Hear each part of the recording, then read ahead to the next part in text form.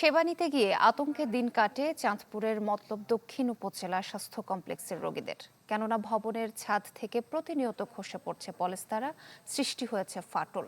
ফলে যে কোনো সময় বড় দুর্ঘটনার শঙ্কায় রোগী ও চিকিৎসকরা। AKS অর্জন করলো গিনেস ওয়ার্ল্ড রেকর্ডস। AKS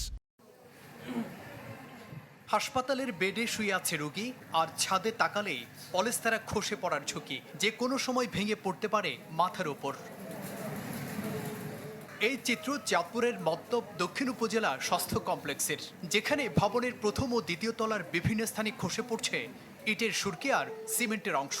এছাড়াও তৈরি হয়েছে ছোট বড় ফাটল। হাসপাতালের করিডোরেও একই অবস্থা।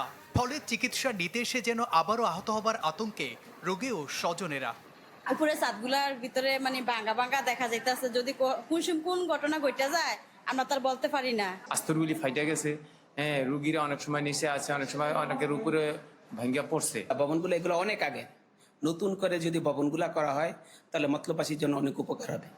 চিকিৎসক ও স্বাস্থ্যকর্মীরাও বলছেন ভবনটির অবস্থা বেশ ঝুঁকিপূর্ণ।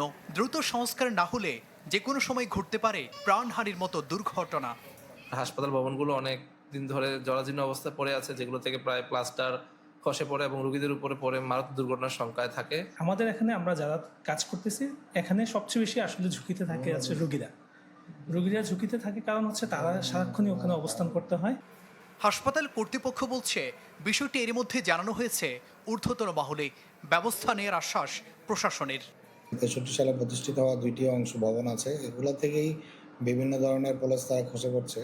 তো গত কয়েক বছর ধরে এটা রিপেয়ার করেই চলছে। তো কিছুদিন ভালো থাকে, পরে আবার পলেস্তারাগুলো খসে পড়ে। মেরামতের জন্য যথাযথ ব্যবস্থা গ্রহণের জন্য নির্দেশনাও প্রদান করেছেন আমাদের মাননীয় সংসদ সদস্য মহোদয়, এবং হাসপাতাল কর্তৃপক্ষ যোগাযোগ করেছে, আর আমরা সার্বিক তদারকিতে আছি।